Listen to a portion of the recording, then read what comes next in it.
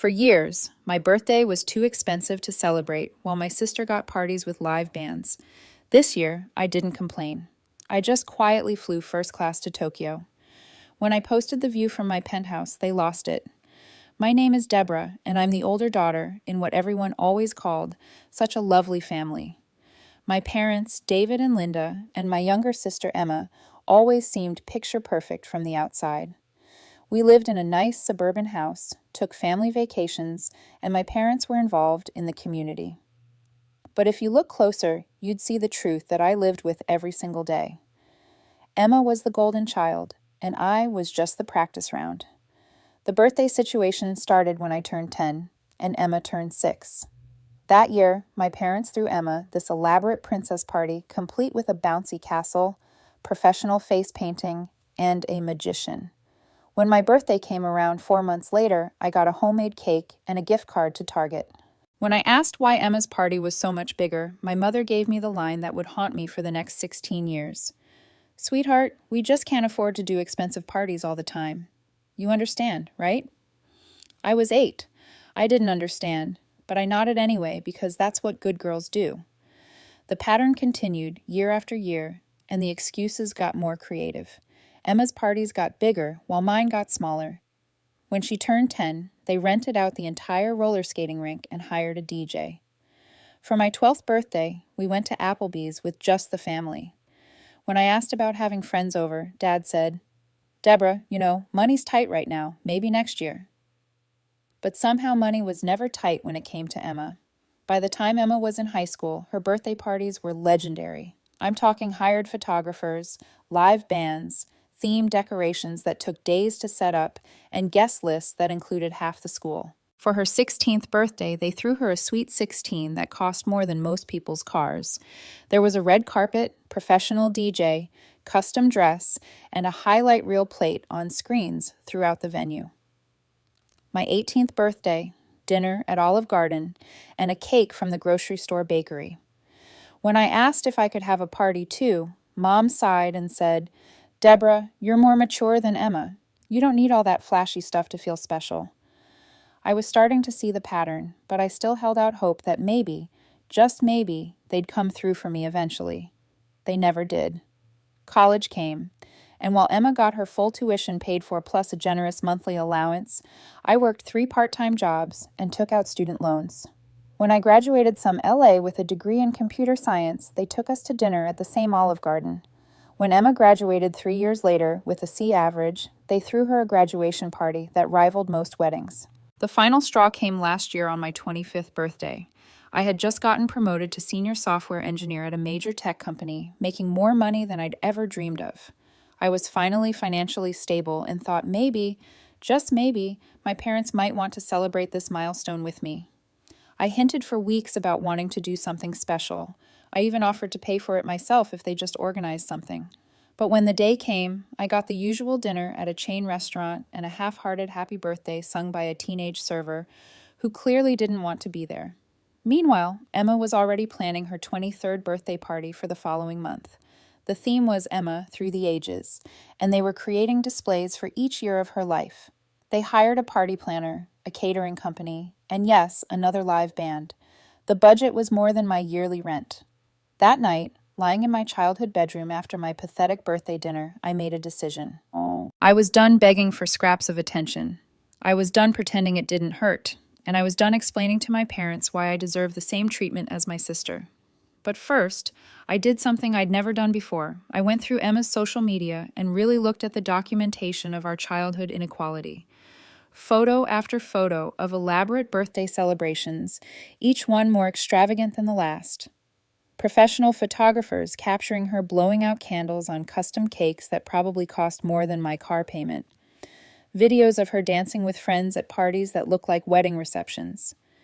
And then I scrolled through my own social media history. The difference was stark and heartbreaking. A few photos from those depressing family dinners, me forcing a smile over grocery store cake. The most elaborate thing I'd ever posted for my birthday was a selfie with a cupcake I bought myself when I turned 23. I started doing research that night. How much had MS parties actually cost? I made spreadsheets because that's the kind of person I am. Conservative estimates based on venue rentals, catering costs, entertainment fees, and decorations. The numbers were staggering. Emma's Sweet 16 alone had cost approximately $8,000. Her 21st birthday party, the Emma Through the Ages theme, had cost nearly $12,000. In contrast, my parents had spent maybe $2,000 total on all 25 of my birthdays combined, and most of that was probably the Olive Garden bills. I calculated that over the years, they'd spent roughly $60,000 celebrating Emma's life milestones, while spending less than 5% of that celebrating mine. $60,000. I stared at that number on my laptop screen until my eyes burned. That was more than my student loans. That was a down payment on the house. That was a fortune spent on one daughter while the other got table scraps. The research phase became an obsession. I found myself staying up late, diving deeper into the psychology of family favoritism, reading articles about the long-term effects of parental inequality on adult children. I learned terms like scapegoat child and golden child syndrome. I discovered that what I'd experienced had a name, and that thousands of other people had lived through similar situations. I joined online support groups for people who had grown up in families with obvious favoritism. Reading their stories was both validating and devastating. There were so many of us, the overlooked ones, the mature ones, the ones who learned to expect less because asking for more was labeled as selfish or dramatic. One woman in the group shared a story that hit particularly close to home. Her sister had received a new car for her 16th birthday while she got a used bicycle. When she pointed out the inequality, her parents said she should be grateful for anything and that her sister needed the car more because she was involved in more activities. The woman was 43 now and still dealing with the psychological impact of growing up feeling less valued.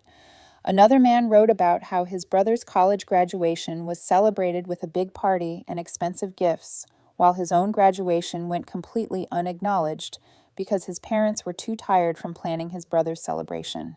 He'd gone on to become a successful doctor, but he still struggled with feelings of inadequacy and a compulsive need to overachieve to get attention. These stories lit a fire in me. I wasn't crazy. I wasn't being dramatic. I wasn't too sensitive. I was responding normally to abnormal treatment. But instead of just feeling sorry for myself, I decided to channel that energy into something productive. I started planning my revenge, but not the destructive kind. The kind where you win by succeeding so spectacularly that everyone has to notice. I started planning. I opened a separate savings account that I nicknamed Operation Self-Worth in my head. Every dollar that went into that account was a dollar invested in finally treating myself the way I deserved to be treated. I set up automatic transfers and treated it like any other essential bill. The lifestyle changes were dramatic, but oddly liberating. I canceled my Netflix subscription, stopped buying coffee out, started making all my meals at home, and declined every invitation that cost money. My coworkers started calling me a hermit, but I didn't care. Every sacrifice felt like a step toward freedom. I also started documenting everything, not publicly. I didn't want to tip my hand, but privately. I kept a journal of every family interaction, every slight, every time my parents spent money on Emma while claiming they couldn't afford something for me. I photographed the receipts from my birthday dinners and saved screenshots of Emma's party planning posts. The documentation served two purposes. First, it kept me motivated when the saving got difficult. Second, it helped me realize just how pervasive the inequality had been. It wasn't just birthdays, it was graduation gifts, holiday presents, emergency financial help, and 1,000 tiny daily preferences that added up to a lifetime of feeling less important. During this planning phase, I also started setting boundaries that my family didn't understand. When Emma asked me to help with her party planning, I started saying no. When my parents asked me to contribute money toward Emma's gifts, I declined. When they expected me to drop everything to help with family crises that somehow always centered around Emma's needs, I wasn't available. "You've become so selfish lately," my mother said during one particularly tense family dinner, 6 months into my saving plan. "Have I?" I asked, cutting my chicken with precise movements. "Or have I just stopped being automatically available for everyone else's priorities?" The table went quiet. Emma looked uncomfortable, probably sensing that something had shifted in the family dynamic, but not quite understanding what. Deborah's going through something, my father said to my mother, as if I wasn't sitting right there. It's probably work stress. I looked up from my plate and smiled. Actually, I've never been happier with my work. I got another promotion last month. This was true. My obsessive focus on saving money had translated into obsessive focus on advancing my career. I've been working harder than ever, taking on additional responsibilities and positioning myself for rapid promotions and salary increases. Every raise meant more money for Operation Self-Worth. That's wonderful, honey, Mom said, but she sounded distracted. Emma had started talking about her upcoming party theme, and Mom's attention had already shifted back to the golden child. I excused myself early that night and went home to transfer my latest bonus into the Tokyo Fund. The balance was growing faster than I'd hoped, but not fast enough for my impatience. That's when I decided to get serious about side hustles. I started doing freelance web development projects in the evenings and weekends. I sold things I didn't need. I even picked up a part-time job teaching coding classes online. My schedule became ruthless, but every extra dollar felt like buying back my self-respect. The hardest part wasn't the lifestyle changes or the extra work. The hardest part was watching Emma's 23rd birthday party planning unfold while I smiled and pretended everything was normal. The Emma Through the Ages theme required months of preparation. My parents spent weeks going through photo albums, creating displays for each year of Emma's life. They hired a professional videographer to create a highlight reel. They commissioned custom decorations and had a dress made for Emma that cost more than my monthly rent. I helped when asked because refusing would have raised suspicions. But inside I was counting the cost of every detail and adding it to my mental tally of inequality. The flowers alone cost more than my parents had spent on my last 3 birthdays combined. The party itself was a production worthy of a Broadway show. The venue was a restored mansion with ballroom ceilings and crystal chandeliers. Professional photographers captured every moment. A string quartet played during cocktail hour, followed by a full live band for dancing. The catered dinner featured multiple courses prepared by a chef who worked at Michelin-starred restaurants. Emma looked like a princess in her custom dress, surrounded by friends and family who'd all dressed up for her special day. My parents gave speeches about how proud they were of her, how special she was, how much joy she'd brought to their lives. I sat at my assigned table, not the family table, because Emma's friends took priority, and watched the whole production with a mixture of sadness and determination. This was exactly what I'd always wanted. Not the specific details, but the feeling of being celebrated, of being the center of attention for one day, of having people make an effort to honor my existence. But as I watched Emma accept gift after expensive gift, I realized something important. I didn't want this exact party. I didn't want to be the center of a performance designed to impress other people. I wanted something that actually reflected who I was and what I valued. I wanted an adventure. I wanted to see the world. I wanted to experience something beautiful and meaningful, not just expensive and showy. That's when the Tokyo idea crystallized. Not just as revenge, but as the birthday celebration I actually wanted. Over the next year, I worked harder than I'd ever worked before. I took on freelance projects, optimized my investment portfolio, and saved every penny I could. I also started pulling away from my family. Not dramatically. I didn't want them to suspect anything. I just gradually became less available for family dinners, less responsive to group texts, and less interested in hearing about Emma's latest achievements or party plans. When they asked what was wrong, I just said I was busy with work. They seemed relieved, honestly. One less person they had to pretend to care about equally. Meanwhile, I was living like a monk. My coworkers joke that I never went out anymore, never bought anything fun, and seemed to have disappeared from social media entirely. They weren't wrong. Every dollar I didn't spend on going out, every vacation day I didn't use, every bonus and raise I received, it all went into my birthday fund. I researched everything meticulously. The best time to visit Tokyo, the nicest hotels, the most exclusive restaurants. I learned basic Japanese phrases and read every travel blog I could find. I booked a beautiful suite at the Park High at Tokyo, not the Penthouse, but a corner suite on the 40th floor with stunning city views. I managed to secure reservations at several high-end restaurants and planned experiences I dreamed about for years. The plan was simple. I would spend my 26th birthday in Tokyo, staying in a beautiful suite at the Park Hyatt, dining at incredible restaurants, and doing everything I'd ever dreamed of. But more importantly, I would document every moment and share it at exactly the right time for maximum impact. 3 weeks before my birthday, Emma started talking about her 22nd birthday party plans. This year's theme was Hollywood glamour, and yes, they were hiring another live band, plus a string quartet for the cocktail hour. The venue was a historic mansion that cost more per night than most people make in a week. "Deborah, you'll help with setup, right?" Emma asked during Sunday dinner, not really asking. "Actually, I might not be available that weekend," I said casually, cutting into my mom's pot roast. The table went quiet. I never missed Emma's birthday parties. I was always there helping with setup, taking photos, and cleaning up afterward while Emma held court like the princess she'd always been treated as. "What do you mean you might not be available?" Mom asked, her voice tight with that special tone she used when someone wasn't following the family script. "I might have work stuff," I lied smoothly. "Big project coming up." Dad frowned. "Can't you just tell them you have a family commitment?" I looked up from my plate and smiled. I did. My family commitment is to myself. The conversation moved on, but I caught the looks they exchanged. They weren't used to me having boundaries. 2 weeks before my birthday, I submitted my vacation request at work. 2 weeks in Japan. Starting on my birthday, my manager, who knew about my family situation from years of watching me work through my birthday while everyone else took time off for their celebrations, approved it immediately. "You deserve this, Deborah," she said. "Take all the time you need." 1 week before my birthday, I started getting the usual questions about my birthday plans. Would I like to go to dinner somewhere? Olive Garden was mentioned, because of course it was. Maybe see a movie afterward. "Actually, I think I'm going to do something different this year," I told them during our last family dinner before I left.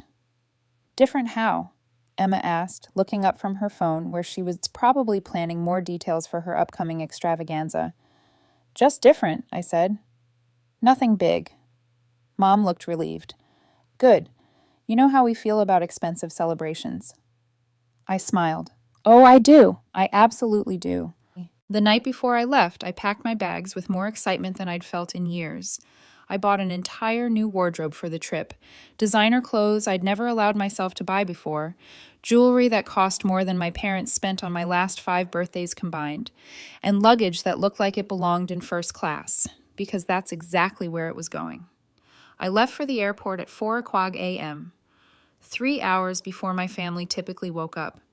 I told them I was going to spend my birthday weekend at a spa retreat, vague enough to be believable, specific enough that they wouldn't ask too many questions. The first-class lounge at LAX was everything I'd imagined. Unlimited champagne, gourmet food, and comfortable seating with a view of the runway. I took a selfie with my champagne flute raised toward the window and saved it for later.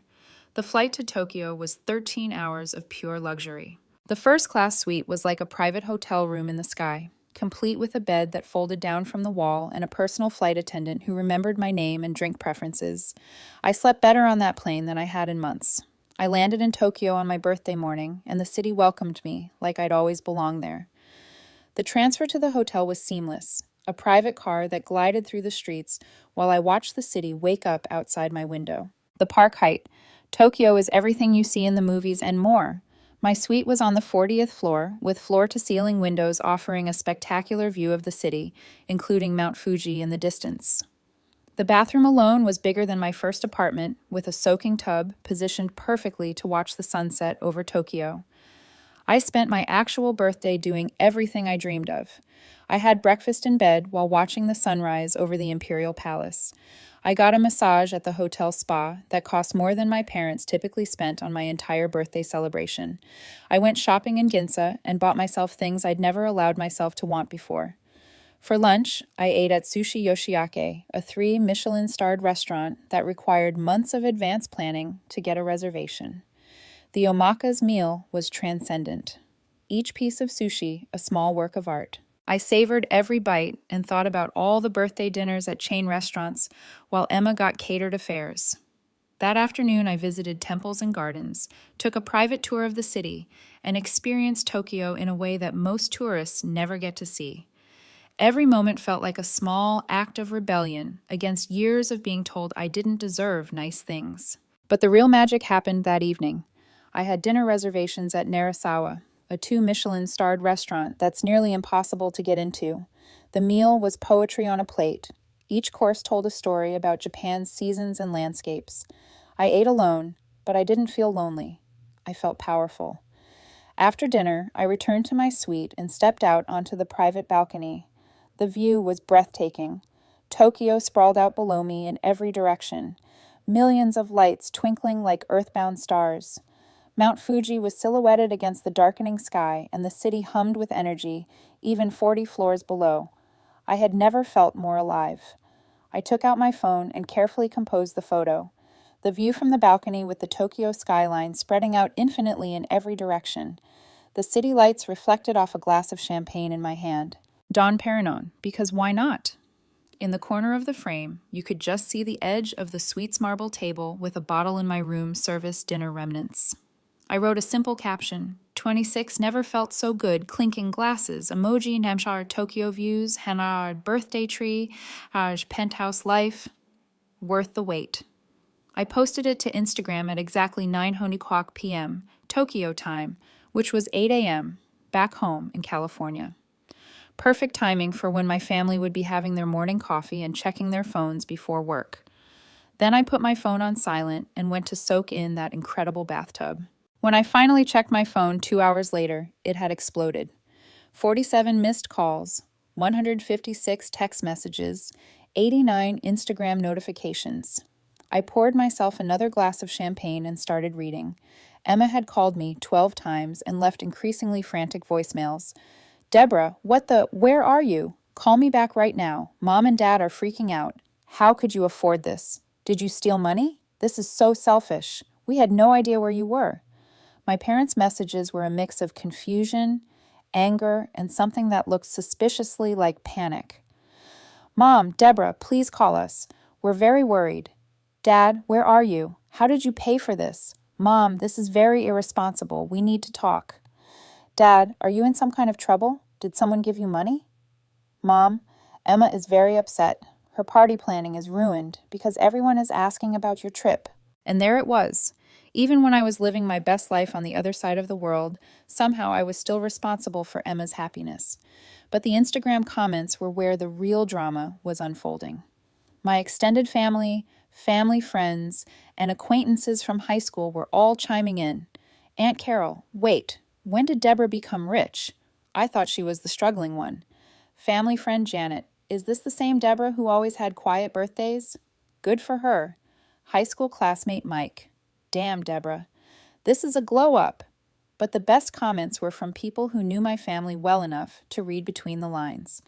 Mom's friend Patricia, Linda. I thought you said Deborah never wanted big celebrations. Dad's brother, Uncle Tom. Guess the family financial situation improved pretty quickly. Cousin Rachel. Interesting how Deborah can afford Tokyo penthouse suites, but the family could never afford to throw her a decent birthday party. Thoughtful face emoji. That last one had 17 likes. Emma had also commented, some of us care more about family than Instagram likes. It had 3 likes, all from her closest friends. The comment that made me actually laugh out loud came from my coworker Jake. Deborah finally learned to celebrate herself the way she deserves party popper emoji. I decided to respond to that one better late than never smiley face emoji. My phone immediately started ringing. Mom, I let it go to voicemail and listened to the message. Deborah Elizabeth, you call me back right now. We are worried sick and your sister is beside herself. This is not like you and we need to know what's going on. I poured myself more champagne and crafted my response carefully. I called Emma first. Where the hell are you? She answered on the first ring. Tokyo, I said simply. I can see that from your Instagram post that literally everyone is talking about. How could you just disappear without telling us? And how the hell are you staying in a penthouse? I saved up. I said, the money I didn't spend on birthday parties. Silence. That's not funny, Deborah. It wasn't meant to be. Mom and Dad are freaking out. They thought something happened to you. I told them I was going to a spa retreat for my birthday weekend. A spa retreat is not the same as flying to Japan. True, I agreed. This is much better. You're being selfish, Emma said, and I could hear the tears in her voice. My party is in 2 weeks, and now everyone is asking about your trip instead of focusing on my celebration. And there it was. The real issue wasn't that they were worried about me. It was that I had dared to upstage Emma. I'm sorry my birthday is affecting your birthday. I said not sorry at all. That's not what I meant. Actually, Emma, I think that's exactly what you meant. Just like it's always been exactly what you meant. I hung up. Mom called 30 seconds later. Deborah, we need to talk. I'm listening. How could you just leave without telling us where you were really going? We were worried sick. I told you I was going away for my birthday weekend. You said a spa retreat. I said I was going to do something different for my birthday and that it would be good for me. Tokyo definitely qualifies. Deborah, this isn't like you. And that was the problem, wasn't it? The real Deborah, the one who wanted nice things and special celebrations and to feel valued, had never been allowed to exist. Maybe you don't know me as well as you think you do. I said, how did you pay for this? Are you in debt? Are you in some kind of trouble? I saved up, Mom. I work hard, I make good money, and I decided to spend it on myself for once. But this must have cost more than you've ever spent on my birthday. Yes, it did. Silence. Deborah, I have to go, Mom. I have dinner reservations. We need to talk about this when you get home. Do we? Because for 25 years, whenever I tried to talk about feeling left out or treated differently, you told me I was being dramatic or too sensitive. Now I'm not talking about it anymore. I'm just living my life. I hung up and immediately blocked both Emma and my parents on Instagram. I wasn't ready for that conversation to continue publicly, but I couldn't block everyone, and the comments kept coming. Cousin Rachel had posted again. Funny how Deborah suddenly had money for luxury trips when she's been working her ass off for years, while Emma got handed everything. Eyes emoji. Aunt Carol replied, Rachel Marie, that's not appropriate. But Uncle Tom replied to Aunt Carol, is it inappropriate or is it accurate? The family group chat, which I'd muted months ago, apparently exploded. Emma screenshotted some of the messages and sent them to me. Grandma, I always wondered why Deborah's birthdays were so different from Emma's. Aunt Carol, Linda always said Deborah preferred low-key celebrations. Uncle Tom, did Deborah prefer them, or was that just easier? Cousin Rachel, I remember Deborah asking why Emma got parties and she didn't. Linda said it was because Deborah was more mature and didn't need them. Cousin Mike, that's up. Deborah's been working since she was 16, and Emma's never had a job. Grandma, language, Michael. Cousin Mike, sorry, Grandma, but it's messed up. I realized that other people had been noticing the disparity all along. They just hadn't said anything because it wasn't their place. But my Tokyo post had given them permission to finally acknowledge what they'd all been seeing. The next morning in Tokyo, I woke up to 23 more missed calls and decided to post another photo. This one was my breakfast. Perfectly arranged Japanese delicacies on a tray with a Tokyo skyline in the background, taken from my suite seating area. Caption, Day 2 in Paradise. Sometimes the best birthday gifts are the ones you give yourself. Cherry blossom emoji, Tokyo breakfast. Best birthday ever. Living my best life. The response was immediate. Emma called me crying. Deborah, please stop posting. Everyone is talking about this. Mom is getting calls from relatives asking questions about our family. What kind of questions about money and fairness? And just please stop. You're embarrassing us. I'm embarrassing you by celebrating my birthday? You're embarrassing us by making it obvious that things weren't always equal. Finally, some honesty. Things were never equal, Emma. Not once. Not ever. I know that now. Okay, I know. But did you have to make it so public? I posted 2 photos of my birthday trip. If that makes the inequality obvious, maybe the problem isn't the photos. Deborah, please, can we talk about this when you get home? Can we fix this? What exactly do you want to fix? The 26 years of treating me like an afterthought, or the fact that people noticed? She was quiet for so long I thought she'd hung up. I want to fix the 26 years, she finally whispered. I almost broke. Almost. But then I remembered every birthday dinner at Olive Garden while she got live bands, every graduation dinner at chain restaurants while she got parties, every time I was told I was too mature to need celebration while she got red carpets and photographers. I don't think you can, I said softly. Some things can't be fixed, Emma. They can only be learned from. I spent the rest of my trip doing exactly what I wanted to do. I visited museums and gardens, took cooking classes, went to the theater, and ate at restaurants I dreamed about for years. I bought myself beautiful things and took photos of everything. But I didn't post any more photos online until the very end of my trip. I had made my point and wanted to actually enjoy my vacation without managing the family drama. The trip was everything I'd hoped for and more. For 10 days, I was just Deborah, not the overlooked daughter, not the responsible older sister, not the one who was supposed to understand why she deserved less. Just Deborah, experiencing one of the world's great cities, and finally celebrating herself the way she deserved. On my last night, I had dinner at the hotel's restaurant and reflected on the trip. I felt different, not bitter or angry anymore, just free. Free from the need to beg for attention or justify my worth. Free from the family dynamics that had defined me for so long. I flew home in first class again, and this time I didn't save the photos for later. I posted one picture of the first class lounge with the caption, "Heading home." Sometimes the best journeys are the ones you take alone airplane emoji. When I landed, there were only 3 messages waiting for me. One from my manager, asking how my trip was. One from my friend Lisa, saying the photos looked amazing. And one from Emma. "Can we talk when you're ready? Really talk?" I didn't respond immediately. I went home, unpacked, and tried to readjust to regular life. But everything felt different now. My apartment felt smaller, but more mine.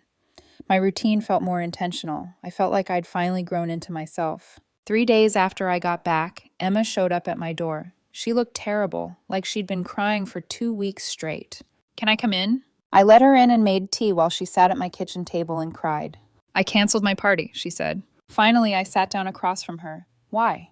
"Because after your Tokyo post, I started actually thinking about our birthdays growing up. Really thinking about them. And I realized that I never once asked why yours were different. I just accepted that I deserve more." She wiped her eyes with a tissue.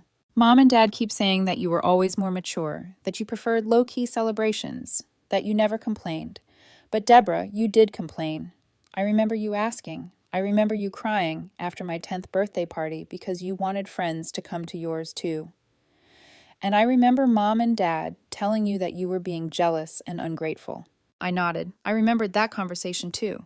I was 10 when they threw me that first big party. I just accepted that it was normal, that I deserved it. I never questioned why you didn't get the same thing. I was a kid, but I'm not a kid anymore. I haven't been a kid for a long time. "No," I agreed. "You haven't. Mom and Dad keep trying to explain it away. They say money was tighter some years, or that they thought you really did prefer smaller celebrations, or that they were trying to teach you different values. But Deborah, they threw me a $10,000 party last year. For my 21st birthday, there's no explanation for that, except that they value me more than they value you." Hearing her say it out loud was both painful and oddly relieving. "The thing is," I said carefully, "I don't think they set out to value you more. I think they just fell into a pattern when we were kids, and it became easier to keep justifying it than to admit they'd been unfair. But the result is the same." "Yes, the result is the same." We sat in silence for a while. "I can't undo 26 years of birthday parties," Emma said finally. "No, you can't. But I can try to do better going forward. We all can." I looked at my sister, really looked at her. She wasn't the spoiled princess I'd built up in my mind anymore. She was just a young woman who had been handed advantages she'd never questioned and was now grappling with the reality of that privilege. "What does doing better look like?" I asked. "I don't know yet, but maybe it starts with acknowledging that the way things were wasn't fair, and maybe it continues with me not accepting expensive gifts and parties from them till they're ready to treat us equally." I raised an eyebrow. "You'd really give up the princess treatment, Emma?" Seeing how happy you looked in those Tokyo photos, I realized I've never seen you look that happy at any family celebration ever. How up is that? It was pretty up. "I've been thinking," she continued, "about what it must have felt like to watch me get everything while you got leftovers. And I'm ashamed that I never thought about it before." "I'm not asking you to be ashamed." "No, but I should be. I should have noticed. I should have said something. I should have insisted that you get the same treatment I did. But I didn't because it was easier not to see it." I reached across the table and took her hand. We were kids, Emma. You were younger than me. It wasn't your job to fix our parents' mistakes. Maybe not when we were kids, but I'm 24 now. I should have figured this out years ago. She squeezed my hand. I want to have a relationship with you that isn't built on inequality. I want to get to know who you actually are when you're not trying to be the mature, understanding older sister who never asks for anything. I'd like that too, I said, and I meant it. Can I ask you something? Sure. How long were you planning the Tokyo trip? I smiled. About a year and a half. A year and a half of saving and planning while watching me plan another ridiculous party. Pretty much. I would have been so angry. I would have exploded at some point. I was angry. I just channeled it differently. Into the most epic birthday celebration I've ever seen. I learned from the best, I said, grinning. She laughed despite her tears. Touché. We talked for another 2 hours. Really talked, maybe for the first time in our adult lives.